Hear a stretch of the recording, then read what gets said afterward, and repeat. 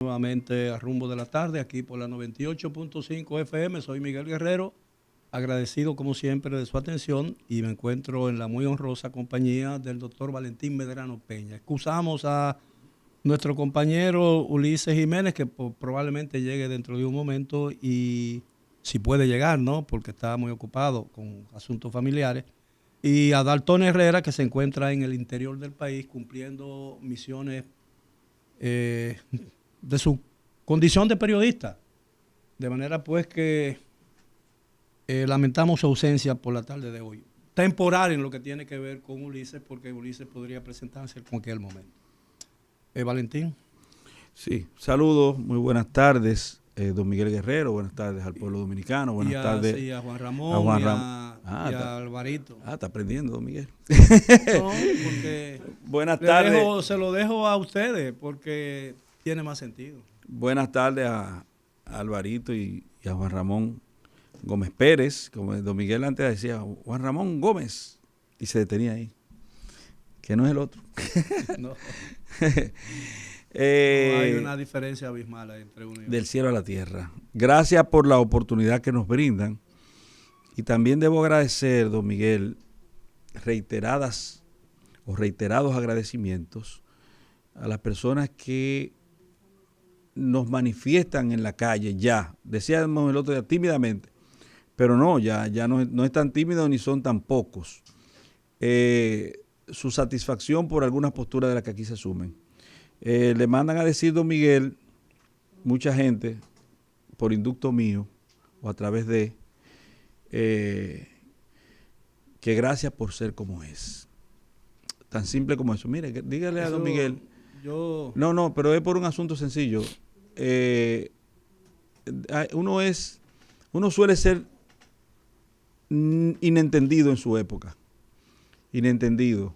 Y a veces pasan muchas décadas y la historia se encarga entonces de como escribiera Juan Bosch en el Judas Iscariotes, el calumniado, tratando de reivindicar a Judas y diciendo por qué, desde el punto de vista conceptual del análisis histórico, poniéndose en el momento específico de la ocurrencia de los hechos, él determinaba en una revisión histórica. Nosotros hablamos de revisión penal, revisión constitucional, cuando algo que ha ocurrido entraña necesariamente que ha habido algún tipo de hierro desde el punto de vista procesal.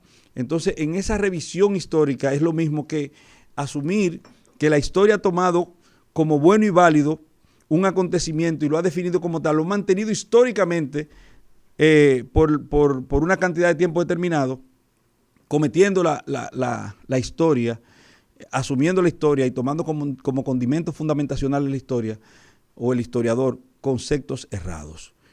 Entonces, uno no sabe si vivo va a recibir ese no reconocimiento, la aceptación, vamos a decir así, de las posiciones que uno asume.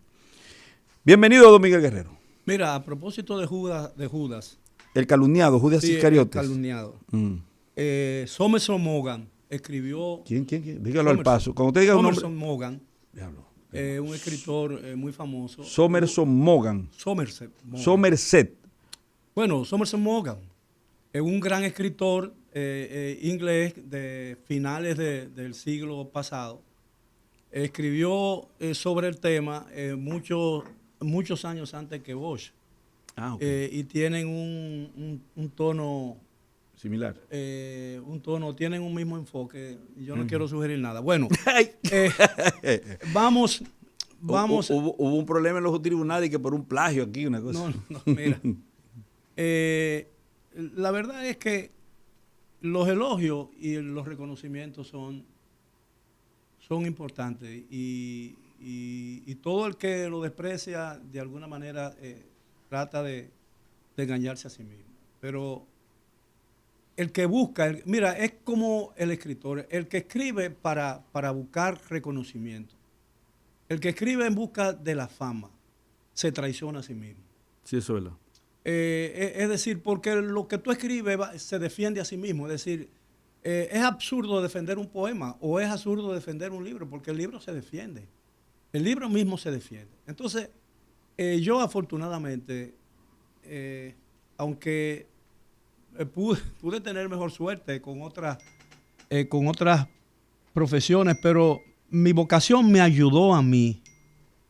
Es decir, el periodismo me ayudó a mí a encontrarme. Y entonces, con eso me basta. A mí me basta con un poco de tu amor, dice José José. Bueno, lo tiene, pero diferente al que José José aspira, ¿no? No así que dice la canción, Alvarito. Me basta. Pero hay gente realmente en la radio y en la televisión que hace cosas como para que sonar. Y eso es un error muy grave. Mucho cuidado, Miguel, que yo me puedo subir en esa silla ahí gritando. Ese es un error muy grave que le quita mérito a lo que se dice. Bueno, tú tienes un tema. ¿El cual? No, porque como es la primera media hora en la que yo disfruto de su compañía, yo quisiera que sea usted el propulsor de los temas, porque sé que a media batalla no vamos a poder tenerlo aquí. Así que plantee usted cuál ha de ser el norte de la discusión de hoy. Ojalá que sea la ley 124, que no se acaba. Bueno, yo he planteado mi posición reiteradamente aquí en esta emisora. Y ayer lo decía, que yo creo que la solución menos calamitosa, la que puede realmente solucionar el problema, sería reenviarlo al Congreso, la ley nuevamente, para que se corrijan aquellos puntos que son contradictorios y que violan la Constitución de la República. Ahora, si el presidente no accede a eso, uno tiene que llegar fatalmente a la conclusión de que eso fue hecho de una manera deliberada con un propósito definido. Eso es lo que uno podría llegar a la conclusión, porque realmente el alboroto que se ha producido, se ha generado en el país, en un periodo pleno de actividad electoral, con las elecciones la primera de 3 votaciones, al doblar de la esquina, es decir, en menos de un mes, y el gobierno dice que si lo convencen de que se equivocó, lo reformaría. Bueno, las protestas y las quejas sobre eso debería convencerlo de que se equivocaron, a menos que esa equivocación no haya sido premeditada, que es lo que yo estoy a punto de aceptar. De pensar, ¿verdad? Sí. Mire, hoy yo temprano recibí la llamada cuando cruzaba mis periplos hacia la ciudad de San Cristóbal a conocer una audiencia Pero tú no tienes corbata negra hoy. Me la cambié para no estar como que si fuera un uniforme con el día de ayer. Sugerencia de Alvarito, me dijo, usted vino con esa misma corbata ayer, entonces busqué una en el vehículo. Y dije yo, para que no se vea que es un uniforme, ¿verdad, Alvarito? Pero tú puedes tener muchas corbatas negras, uno tiene muchos trajes azules, tiene muchas camisas blancas, tiene muchas camisas azules. Algunas no muchas, pero tiene... Sí, muchas no la pongan. Bueno, el caso es que recibí la llamada de uno de los diputados que estuvo aquí con nosotros en algún momento en una de las entrevistas. Amado Díaz. No, Amado es mi hermano. Eugenio Cedeño Areche, que es de Puerto Plata. Se suponía o se pensaba que iba a ser el candidato a senador por el Partido Revolucionario Moderno. Y me hizo el día, porque él ha estado llamando a todo el que tiene una posición disidente a la que él originalmente sostuvo en el Congreso con respecto a la ley, para escuchar sus pareceres, que obviamente es lo que se debió hacer con antelación. No se lo cargo a él bajo ninguna circunstancia, pero él me encanta, don Miguel, por el hecho de que primero es uno de los diputados de mayor participación, de mayor calidad en la participación. Y con voz propia. Con voz propia, y de la mejor cosecha en términos productivos con respecto a lo que es la función de ser un legislador. La mejor cosecha, ¿cuál vendimia? ¿La del 98? Bueno, eso es vino. Yo hablo de producción. Y entonces, él quería, me planteó muchos escenarios y muchas contradicciones. Pero tú dijiste esto, y don Miguel dijo tal cosa, pero yo creo esto. Y cuando le rebatía con los argumentos jurídicos, como por ejemplo la forma de cocción de la legislación, él asintió hasta cierto punto, sin torcer su posición política, y entiendo yo, aunque no me lo manifestó así, que hay cosas que revisar ahí. Lo mismo que usted ha dicho, que hay cosas que revisar. Hoy también esa llamada la hice yo llamé a Juan Miguel Castillo Pantaleón, porque lo vi a través de las redes haciendo opinión con respecto a la peligrosidad, establece él, de este intento de reinstauración de una especie de gobierno de facto. Pues bien, él me hacía primero, y quisiera, don Miguel, no sé si ustedes podrán hacer una colaboración. ¿Cómo se llama cuando dos personas se ponen de acuerdo para tratar un tema histórico? Cada quien desde su óptica, sin que necesariamente guarden relación con las conclusiones que hayan de vertir en el mismo. Si tienen un mismo propósito, esas dos posiciones serían connivencia. Bueno, pues ojalá que ustedes puedan hacer una connivencia con el tema relacionado a lo que ocurrió en la República Dominicana en el año 1975 durante la investigación del caso Orlando Martínez. ¿Cuántos datos interesantes? O sea, yo que he dicho siempre, y lo digo honestamente, tengo que hacer un mea culpa, parto desde el desconocimiento. Yo estoy partiendo de no tener los antecedentes, los precedentes históricos. Cuando yo digo que aquí los casos, por ejemplo, eso de corrupción actual, de persecución penal en contra de la oposición por parte del gobierno, que esos casos son creados. Yo decía, pero yo no tenía el precedente de que en 1975, en el caso Orlando Martínez, se crearon incluso 4 imputados, personas que no tenían que ver en lo absoluto con el tipo penal ocurrido, y que hubo una persona que fue conminado a admitir la ocurrencia de los hechos y la coparticipación de personas que en lo absoluto tuvieron que ver con ellos, y se preferió para librar de responsabilidad a los autores. Exacto. ¿Qué es lo que está pasando aquí en la República Dominicana actualmente? Pero llegó Ulises, don Miguel. Sí, vamos a darle... Bienvenido, Ulises. Te agradecemos la presencia. Y bonito que está. Que a lo mejor se te hacía difícil venir. Muchas gracias, don Miguel. Se recortó, don Miguel. Todo el esfuerzo que haya que hacer para compartir con ustedes y con los amables oyentes siempre es importante y necesario, y hay que hacerlo. Venía escuchándolos y es interesante el tema que plantea el doctor Valentín Medrano, y de verdad que es una situación que hay que meditar, que hay que reflexionar, y lo que decía también don Miguel, de que bueno, tantas partes en contra o tantas partes reclamando que se revise, no pueden estar equivocados. Yo pienso que aquí hay que hacer un mea culpa. El presidente de la Cámara de Diputados ha dado una rueda de prensa hoy. Creo que le mandé el link a Juan Ramón por ahí. No hay necesidad de ponerlo, pero bueno, por si fuera... síntesis, en síntesis ellos dicen que reconocen que fue un error de todos. O sea, eso es lo más importante. Pero los errores se enmendan.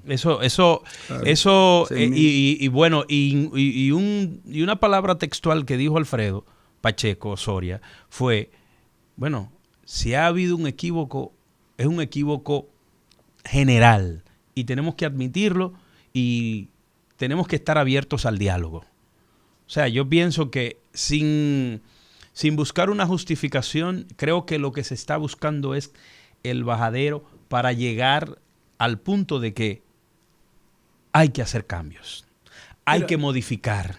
Por eso yo digo, y mira, y yo en esa posición se podría pensar que yo estoy coincidiendo o estoy defendiendo la posición del presidente. Al final de cuentas, él pudo, la responsabilidad recaerá sobre él. Si eso conduce a una alteración del orden o a una violación de los derechos humanos. Que a nadie le conviene, pero mucho menos a él. Pero porque además, si eso va al constitucional, como aparentemente podría ir, y por casualidad el constitucional falla y le declara inconstitucional la ley, es una terrible derrota política para el presidente en un periodo electoral cuando él está buscando la reelección presidencial. Entonces yo lo que digo y lo sugiero, y no a favor, defendiendo, ondeando la bandera del presidente, sino en favor de la tranquilidad nacional. Es decir, si existe esa posibilidad, asuma entonces la iniciativa, reenvíe eso, que va a ser una admisión de que se equivocó, pero cuando usted se mete la pata y le saca tiempo, el error queda subsanado. Exacto. Entonces, envíe eso al Congreso y corrijan eso, que se tomen el tiempo que sea necesario para que esa ley salga, una ley lo más cercana a la perfección, porque estamos hablando de la creación de una institución que de alguna manera, incluso aunque pongamos ahí a Santa Claus y a los 3 Reyes Magos dirigiendo esa institución es una institución de cierta forma represiva. Eso es así. Es una institución represiva del crimen. Vista esa ley. Vista esa ley. No. Porque si se la modifica... persecución del crimen es represiva. ¿Entiendes? Entonces, evítese todos esos problemas, porque yo dije de un principio, vislumbré que eso podría tener un efecto político electoral. Y yo dije, bueno, y yo por eso dije, oye, es prácticamente asombroso que en pleno campaña electoral un presidente que se está buscando la reelección con una oposición que cada día parece con más vocación de unificarse en contra de ese proyecto, usted envíe un proyecto de ley que atenta contra los intereses de mucha gente y que le da a la oposición una razón más para reunificarse. Yo pienso que más que atentar contra mucha gente, atenta contra todos. Exactamente. Contra todos. Porque incluso atenta contra el propio presidente. Porque el presidente es presidente hoy. Está brillante. Luis. Pero mañana no lo será. Pero entonces, si esa ley... Pero si sí, esa pero usted ley, fue brillante en ese momento. Lo que estamos tratando es de brillar un poco a la luz del talento de Don Miguel. Ahora bien, pero la realidad de todo esto es que... Deja que se vaya, escúchame, deja que él se vaya, que nosotros podemos decir de él lo que nos dé la santa voluntad cuando no esté aquí. Claro, que se vaya. Claro, porque tampoco venimos aquí a lisonjear a nadie. Mira, ahora, la realidad es... Déjame contarte algo. Mira, incluso si ha existido en la historia dominicana una persona que le gustaran más los reconocimientos y las medallas y el culto de su personalidad, era Trujillo. Pero todo tiene hasta un límite. Balaguer cuenta en uno de sus libros, en La Palabra Encadenada, que en una cena de esa que Trujillo hacía en privado con los jerarcas, con los alabarderos de él, de los funcionarios principales, un día cuando estaba Trujillo, tras la búsqueda del título de benefactor de la iglesia, que eso fue lo que enemitó a Trujillo con la iglesia, porque el Vaticano dijo, bueno, también que coño, pero carajo, ¿verdad? ¿Entiendes? Eso es mucho pedir. Alguien se paró, apellido Logroño, que decía que el Papa era a la iglesia lo que Trujillo era a la República, a Dios. Era el Dios dominicano. Y entonces Trujillo en un momento dado se paró y dio un manotazo en la mesa y dice, al único que yo me parezco es a Satanás. ¿Entiendes? Porque hasta un hombre como Trujillo llega un momento en que la alabanza desmedida y exagerada puede ser interpretada como una especie de... No es su caso, estoy diciendo. Gracias a Dios que usted aclaró, porque si no... De burla, le iba a entrar. Entonces, todo eso está de más aquí, porque todo el mundo sabe que ustedes me tienen un gran afecto. Una pregunta, don Miguel. Conocen algunas cualidades mías, yo reconozco también la de ustedes. Una pregunta, don Miguel. Es necesario que don Miguel, tipo de... una pregunta. Y perdóneme si yo... Sí, no, yo no lo perdono, pero una pregunta, por favor. Jean-Jacques Rousseau trató el tema del contrato social. Así es. Y lo definía como una especie de camisa de fuerza existencial que tú te pones para cumplir con las reglas sociales. Es decir, incluso el hedonismo, el boato, la vida en chulería es más atractiva, incluso se ve con las atenciones e intenciones de las personas por los temas. Y creo que Benjamin Franklin decía que en el banquete de la verdad era una mesa absolutamente vacía, casi vacía. Y en el de la mentira, eso eran los comensales, llenos, full, que no cabían. Porque vestirse de honesto, asumir los cánones morales, ser éticamente correcto, no llama tanto la atención. Ahora, la pregunta que le quiero hacer a don Miguel es la siguiente. ¿Por qué tantas personas con conciencia se esfuerzan tanto por hacer lo correcto? ¿Por qué tantas personas se ajustan cada día más esa camisa de fuerza social para constituirse, por así decirlo, en referente de la antítesis que es esa actitud corrupta de asumirlo todo como un asunto eminentemente particular, ventajoso para sí? ¿Por qué la gente lo hace? Y la pregunta que sigue a esa, para que usted me la responda, es: ¿acaso buscan la salvación en una vida después de la vida por un comportamiento adecuado en esta, o también requieren como un alimento existencial que se les reconozca que han hecho ese esfuerzo? Bueno, nadie niega un reconocimiento, no estoy hablando de eso. Pero la gente, cuando actúa conforme a lo que las reglas morales de una sociedad le imponen, están pura y simplemente cumpliendo con su obligación. ¿Usted sabe lo que dice Manolo? ¿Usted sabe lo que dice Manolo? Yo siempre he dicho, por ejemplo, que, lo sé todo. Que, por ejemplo, un padre que cuida a sus hijos, que los protege, que le da todo lo que los hijos necesitan para desarrollar. Está cumpliendo con su deber. Está cumpliendo con su deber. No lo hace virtuoso. No lo hace virtuoso. ¿Entiendes? Está cumpliendo con una obligación. Y esa satisfacción, perdón, Miguel, ahora que habla de eso, nosotros aquí que somos padres, la única satisfacción que puede dar el uno cumplir con el deber es verse reflejado en su hijo. Es verse reflejado en su hijo. Sí, y que su hijo, en algún momento de su vida, probablemente no sea en la infancia, o sea, diga, papá, estoy orgulloso de ti. Exacto. Eso es todo. Y yo no sé por qué el tema cayó, y yo no sé por qué cada vez que hay un tema, uno refleja su vida real, la realidad de su vida con sus hijos. Cuando venía del colegio de mis hijos hacia acá, yo dije, voy a someter a los niños a mucho tiempo de espera. Y le llevé una merienda. El más grande atinó a decir: papi, gracias por esta galleta. Él vio que yo no lo hice esperar. Sí. Porque cuando salgo de aquí me puedo parar y comprarle algo. Pero es que ese es el deber de uno, ser previsor. Sí, yo creo que cuando... Y entiendo su punto. Entiendo su punto. Yo lo que creo que es entiendo, lo acepto, y no, como dice Medrano, no lo perdono porque no hay nada que perdonar. No, pero... Por eso fue que tú dijiste que no lo perdonaba. Porque no hay nada que perdonar. Lo que yo digo a mí es importante e incluso halagador que la gente te reconozca y que, diga yo, que te reconozca tus hechos. Pero yo creo que lo más importante es que uno esté conforme con lo que uno hace. Porque yo quiero ser mi propio juez, y yo tengo un juez que es mi conciencia.